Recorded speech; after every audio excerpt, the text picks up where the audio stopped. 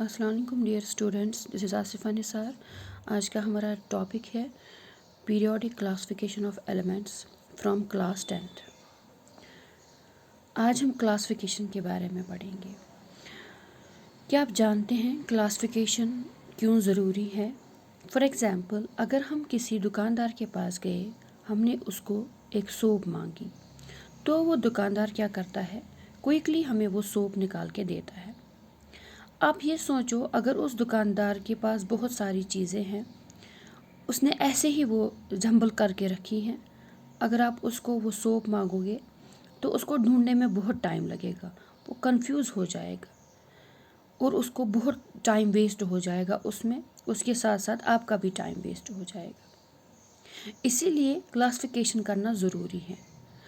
जैसे कि दुकानदार है, आपने सोप मांगी, उसने जहाँ पे उसने सोप्स रखी हैं उसने उठा के आपको दे दी, तो उसने चीज़ों को पहले से ही अलग अलग करके रखा है। कन्फ्यूजन और कियोस न मच जाए, इसीलिए क्लासिफिकेशन बहुत ज़रूरी है और ये हर जगह लागू होता है, चाहे एलिमेंट्स हो चाहे कुछ और हो, क्लासिफिकेशन करना बहुत ज़रूरी है। आज हम इस चैप्टर में पढ़ेंगे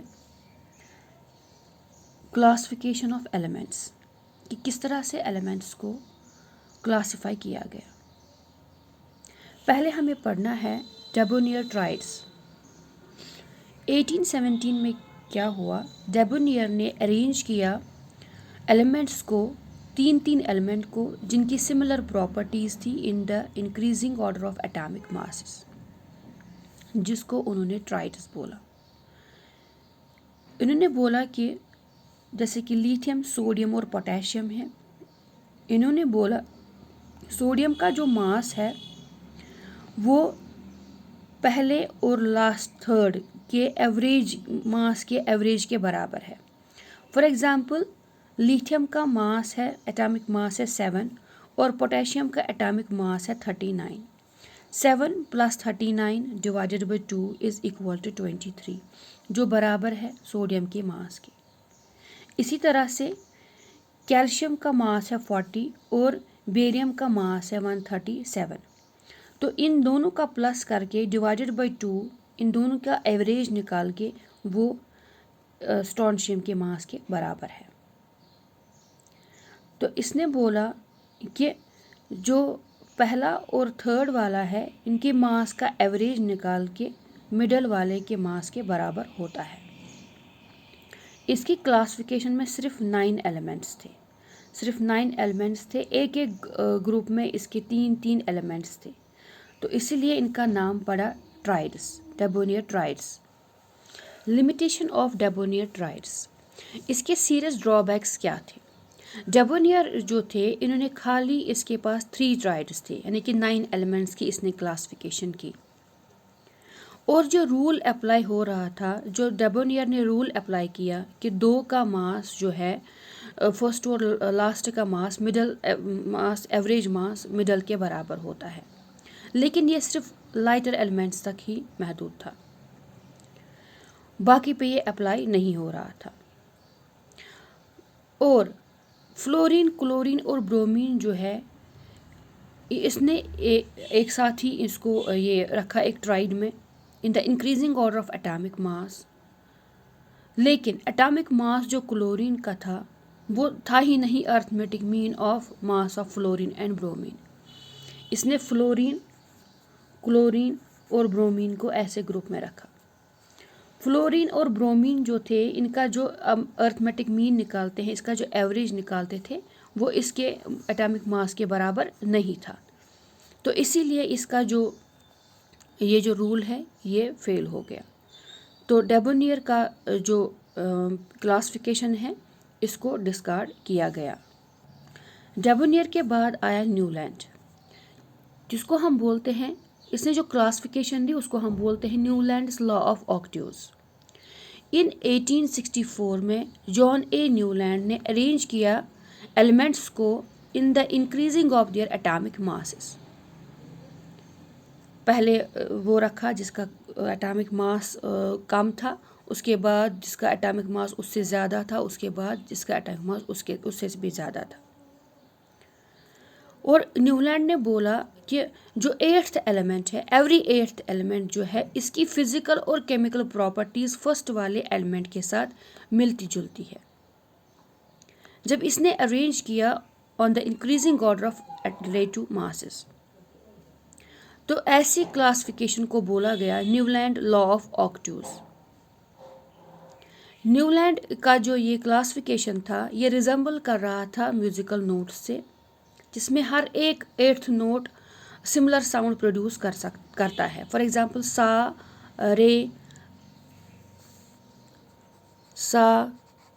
रे, गा, मा, पा, दा, नी, सा। तो 1 2 3 4 5 6 7 8, तो एट्थ एलिमेंट फिर से सा आ गया, तो सा का जो था साउंड सा के साथ मैच करता था। इस तरह से इसने बोला कि eighth element, every eighth element, हर कोई जब भी एट्थ एलिमेंट आएगा, उसका जो साउंड हो, उसका जो ये प्रॉपर्टीज़ होंगे, जो केमिकल प्रॉपर्टीज़ और फिज़िकल प्रॉपर्टीज़ होंगे, वो पहले वाले से सेम होते हैं। अब है limitations and drawbacks of Newlands octaves. Limitation क्या थे न्यूलैंड ऑक्ट्यूज के? न्यूलैंड जो ये ऑक्ट्यूज का लॉ था, ये सिर्फ अप टू 40 एलिमेंट्स तक वैलिड था, दैट इज़ कैल्शियम। उसके बाद के एलिमेंट्स तक ये वैलिड नहीं था। उस वक्त जब न्यूलैंड ने अपनी क्लासिफिकेशन दी, उस वक्त सिर्फ 56 एलिमेंट्स नोन थे। उसने इन्हीं को अरेंज किया, लेकिन आए दिन उस वक्त एलिमेंट्स जो हैं डिस्कवर होते रहते थे, लेकिन इसने अपने पीरियोडिक टेबल में कोई भी जगह नहीं छोड़ी जहाँ पे जब वो डिस्कवर हो तो वो एलिमेंट्स वहाँ उस जगह को ले सके। कुछ केसेस में क्या था, न्यूलैंड ने 2 एलिमेंट सेम स्लॉट में रखे ताकि ये टेबल में एलिमेंट्स को फिट कर सके। लेकिन ये करने से क्या हो गया, इसने कुछ डिसिमिलर एलिमेंट्स भी एक ही ग्रुप में रखे। आयरन जो था, उसकी प्रॉपर्टीज़ जो थी वो कोबाल्ट और निकल के साथ मिलती जुलती थी, लेकिन इसने क्या किया, इसने इनको इससे दूर रखा। कोबाल्ट और निकल को रखा गया क्लोरीन और फ्लोरीन के साथ, जबकि उनकी प्रॉपर्टीज़ इसके साथ मिलती नहीं थी। तो ये कुछ मेजर ड्रॉबैक्स थे न्यूलैंड ऑक्ट्यूज की। अब हमें पढ़ना है मेंडलीव्स पीरियोडिक क्लासिफिकेशन। मेंडलीव ने भी क्लासिफिकेशन की on the base of relative atomic masses, लेकिन इसकी जो क्लासिफिकेशन थी ये बहुत कुछ हद तक वैलिड थी और इसको नोबेल प्राइज़ भी मिला 1906 में। जब मेंडलीव ने क्लासिफिकेशन की, उस वक्त 63 एलिमेंट्स डिस्कवर हो चुके थे, तो इसने इनकी क्लासिफिकेशन की। मेंडलीव का जो टेबल था, जो क्लासिफिकेशन थी, उसको मेंडलीव्स पीरियोडिक क्लासिफिकेशन बोलते हैं। इसने अपना जो ये टेबल है, इसमें 8 कॉलम्स रखे और 7 रोज रखे। वर्टिकल कॉलम्स को ग्रुप्स बोला जाता है और रोज को बोला जाता है पीरियड्स। ऐसे इसने ऐसे बनाए कॉलम्स 1 2 3 4 5 6 7 8, ऐसे इसने कॉलम्स बनाए। कॉलम्स को हम बोलते हैं ग्रुप्स, कॉलम्स को बोलते हैं हम ग्रुप्स।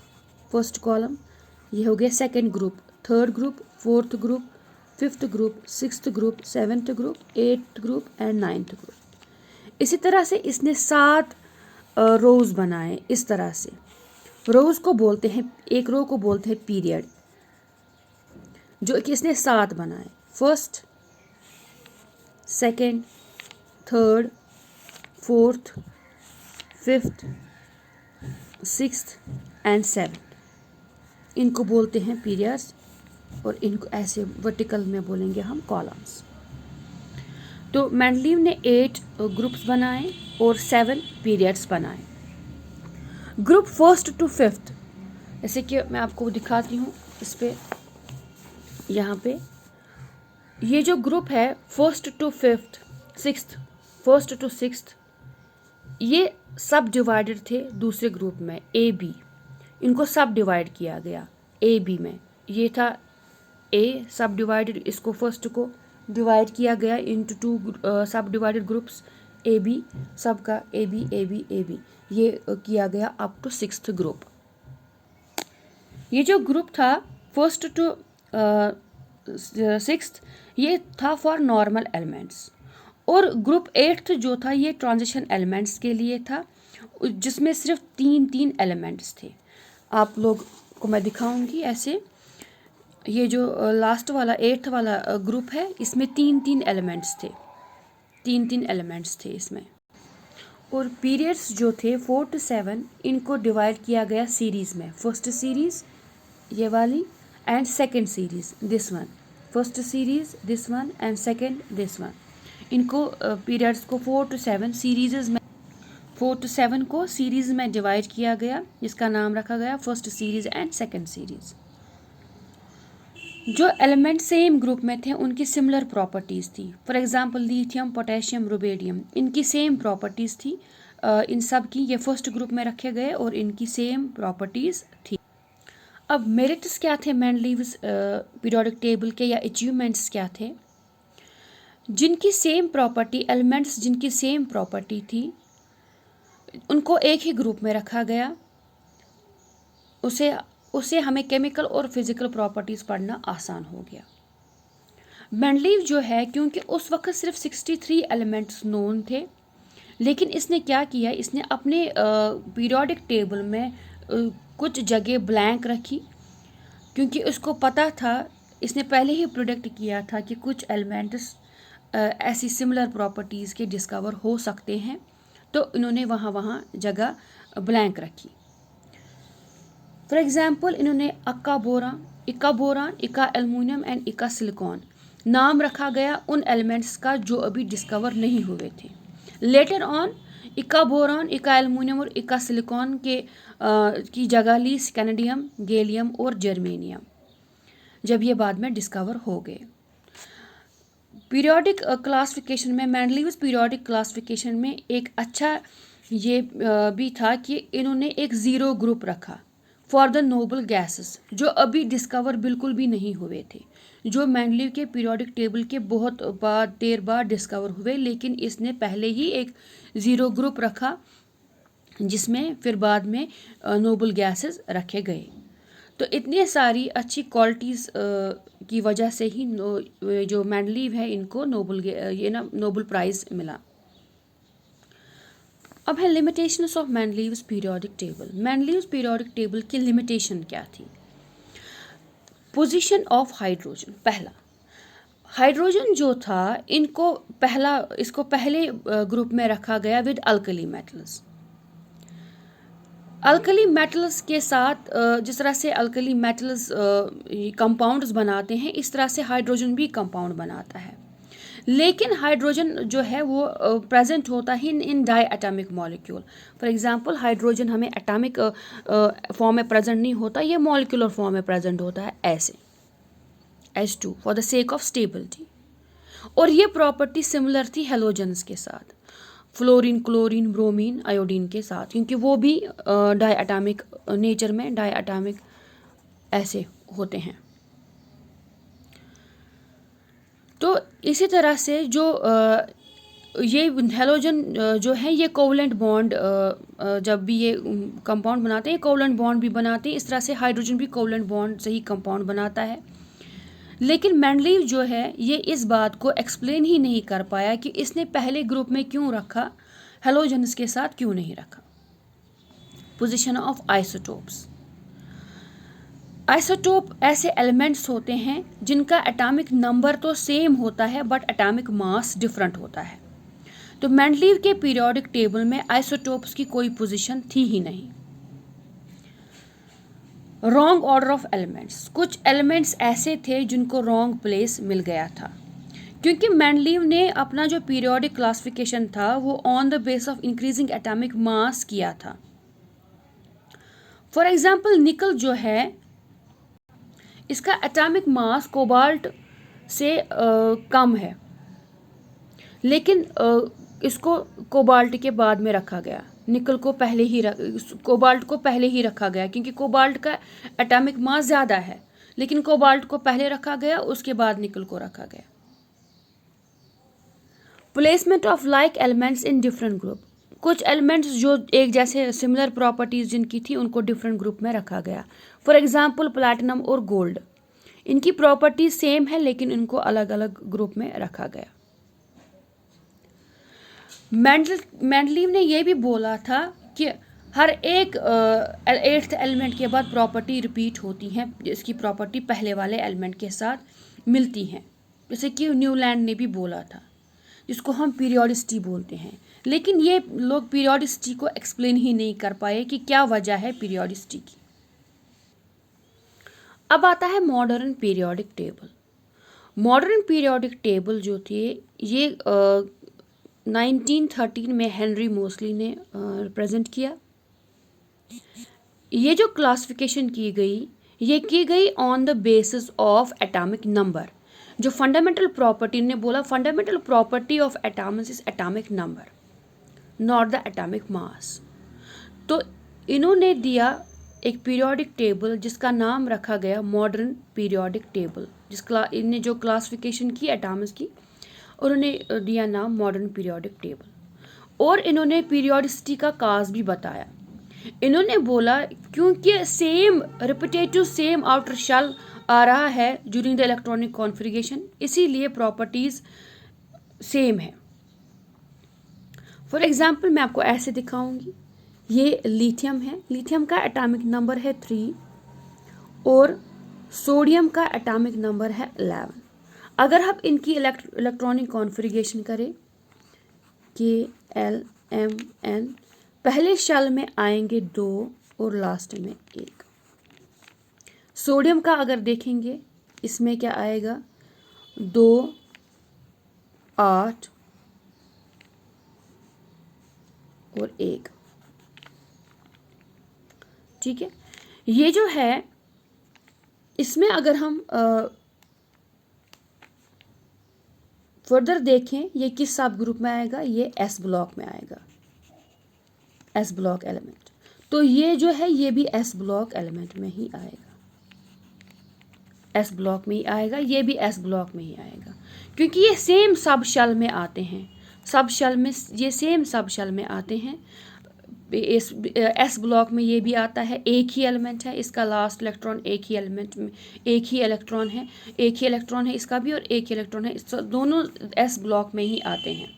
तो इसीलिए इनकी जो पीरियोडिसिटी, काज ऑफ पीरियोडिसिटी यही है, क्योंकि ये एक सेम ही सब शेल में आते हैं। एलिमेंट्स जो थे आपको पता है अरेंज किए गए थे on the basis of increasing atomic number. इनका जो पीरियोडिक टेबल था उसमें 18 वर्टिकल कॉलम्स थे जिनको ग्रुप्स बोलते थे, और 7 रोज थे जिनको पीरियड्स बोलते थे। अब हम एक एक करके पढ़ेंगे इनके बारे में। जो पहला ग्रुप था, फर्स्ट ग्रुप, उसमें अल्कली मेटल्स थे और हाइड्रोजन को इसी प्लेस में, इसी अल्कली मेटल्स के साथ ही रखा गया। ये है मॉडर्न पीरियोडिक टेबल, ये है इसको बोलते हैं अल्कली मेटल्स, इस ग्रुप को बोलते हैं अल्कली मेटल्स। तो यहाँ पे रखा गया अल्कली मेटल्स को। इन सब के जो लास्ट इलेक्ट्रॉन है वो S शेल में आते हैं, वो S ब्लॉक में आते हैं, इसीलिए इसको S ब्लॉक एलिमेंट्स बोलते हैं।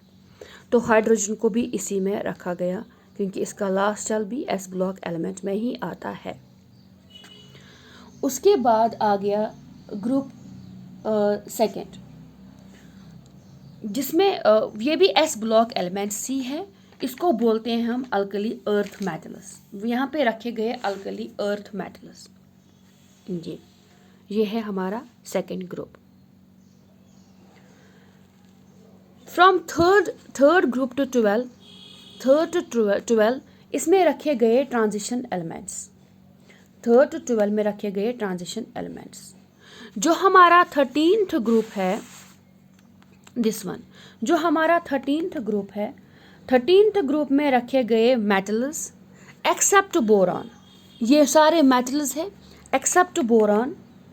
बोरॉन जो है ये मेटलॉइड है। 14th ग्रुप में रखे गए carbon, silicon, germanium, tin and lead. तो ये जो है ये सारे जो है नॉन मेटल्स है। कार्बन नॉन मेटल है, सिलिकॉन और जर्मेनियम मेटलॉइड है, टिन और लेड जो है ये है मेटल्स। इसी तरह से ग्रुप 15 में रखा गया nitrogen, phosphorus, arsenic, antimony and bismuth.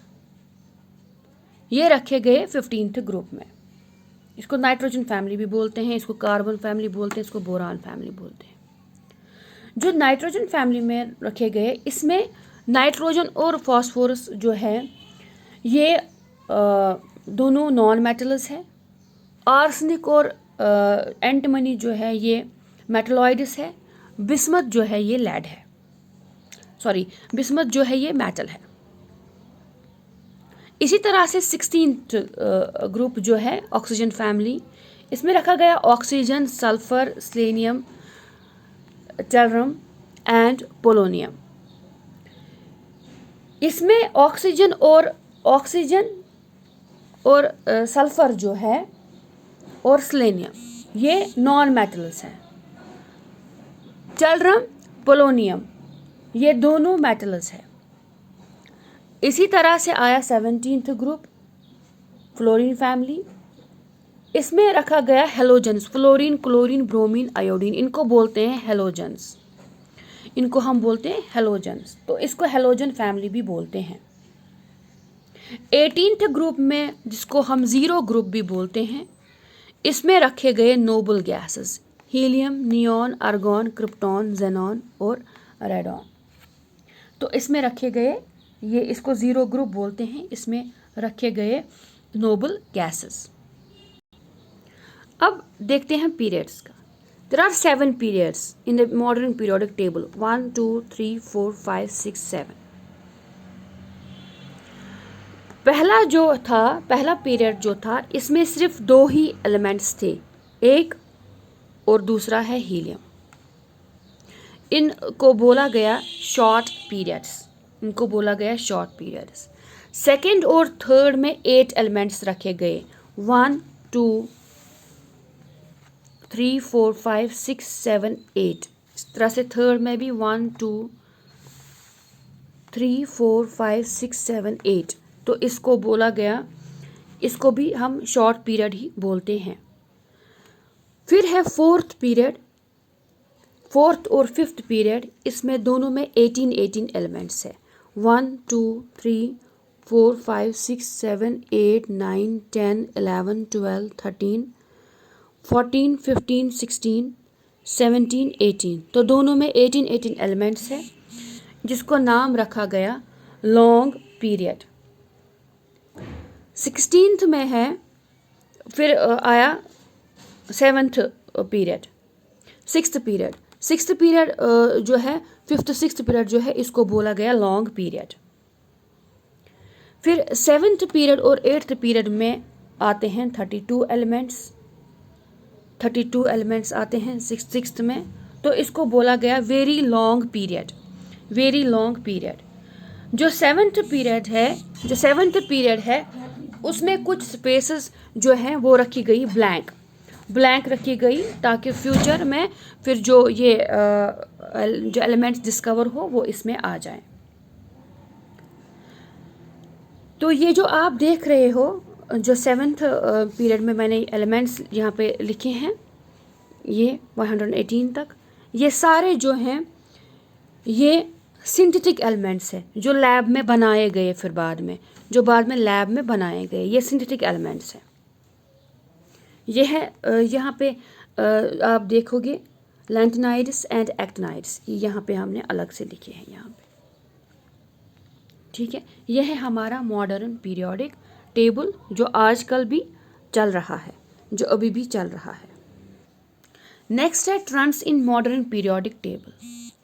अब है वैलेंस इलेक्ट्रॉन हम किसको बोलेंगे? वैलेंस इलेक्ट्रॉन हम बोलते हैं लास्ट शेल के इलेक्ट्रॉन्स को।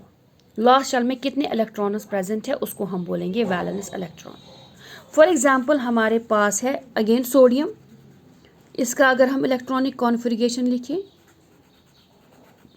Electronic configuration means arrangement of electrons in their respective shells. इसका एटॉमिक नंबर है 11, मतलब इसके इलेक्ट्रॉन्स 11 है।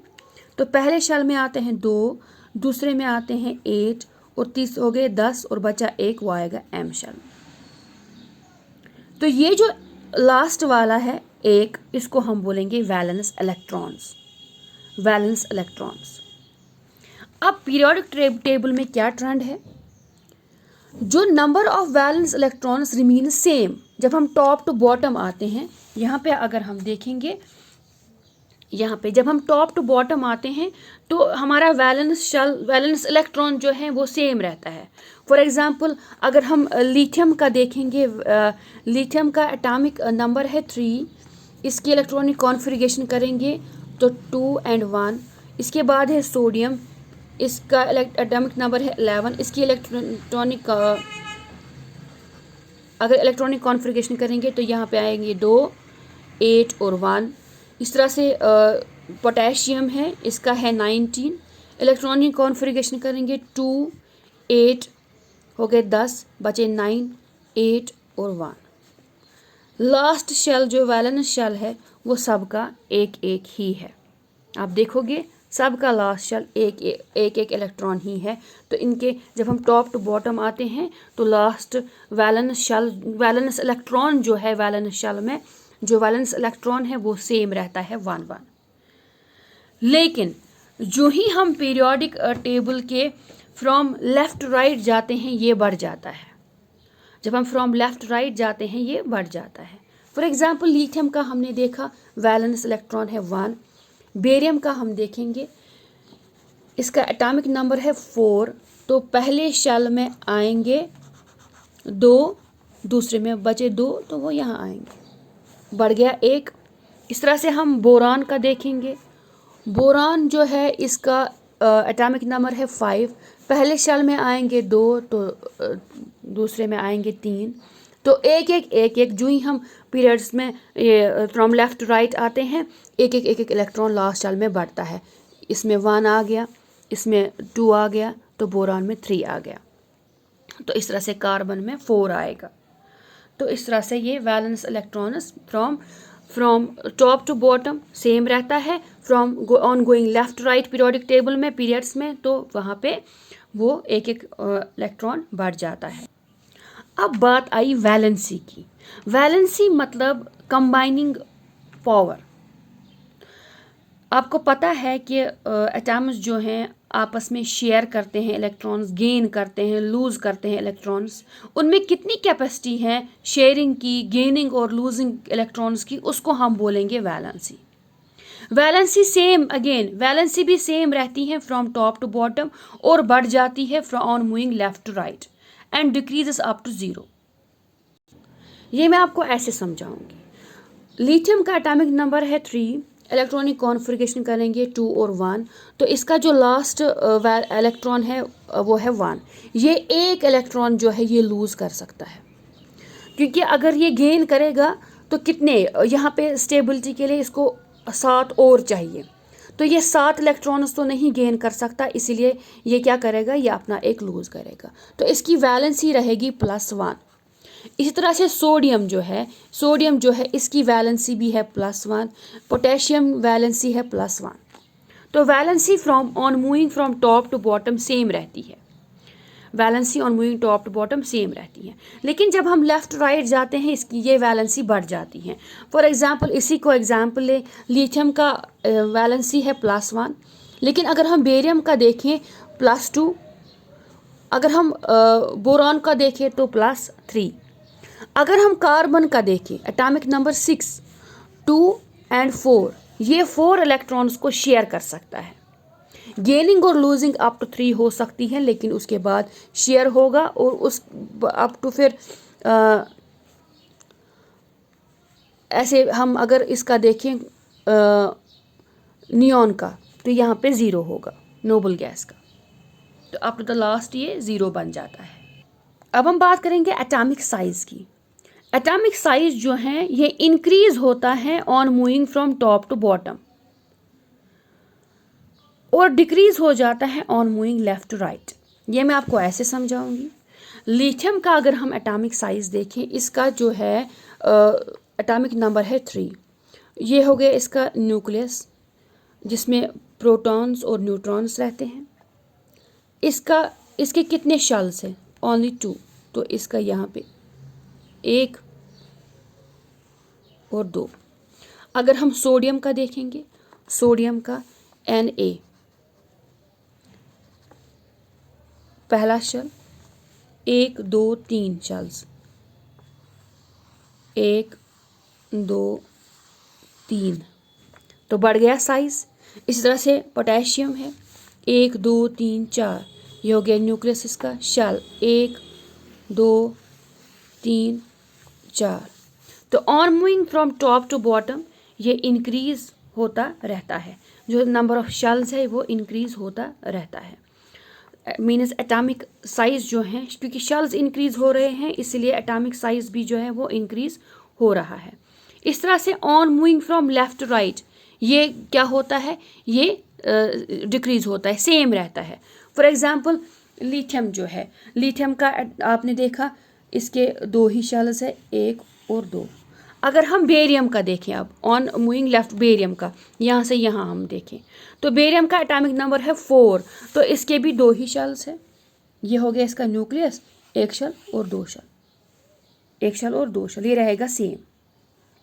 ये लिथियम का और ये बेरियम का, इसमें 2 इलेक्ट्रॉन्स, इसमें 1, इसमें 2 इलेक्ट्रॉन्स, इसमें भी 2 इलेक्ट्रॉन्स, तो सेम साइज रहेगा। लेकिन जब हम यहाँ से यहाँ जाते हैं, ऊपर से नीचे, ये साइज बढ़ता रहता है, एटॉमिक साइज बढ़ता है। बारी आई एटॉमिक रेडियस की। ओब्वियसली जब हम फ्रॉम टॉप टू बॉटम जाएंगे, ओब्वियसली अगर एटॉमिक साइज बढ़ रहा है तो एटॉमिक रेडियस भी इस तरह से बढ़ेगा।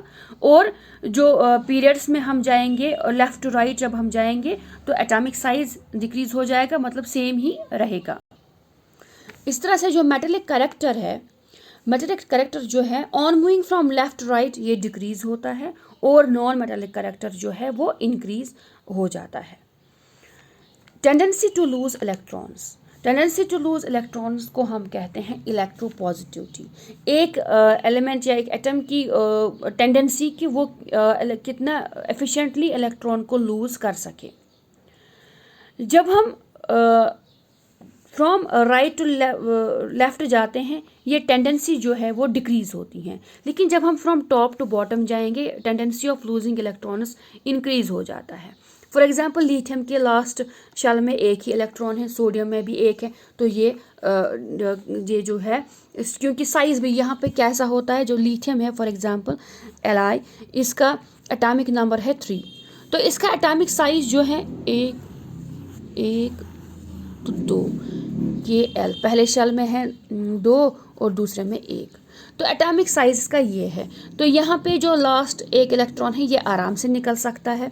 अगर आप देखोगे सोडियम का न्यूक्लियस है, पहले शेल में पहुँचेंगे 2, दूसरे शेल में पहुँचेंगे 8 और तीसरे शेल में पहुँचेगा 1, तो ये भी आराम से निकल जाता है।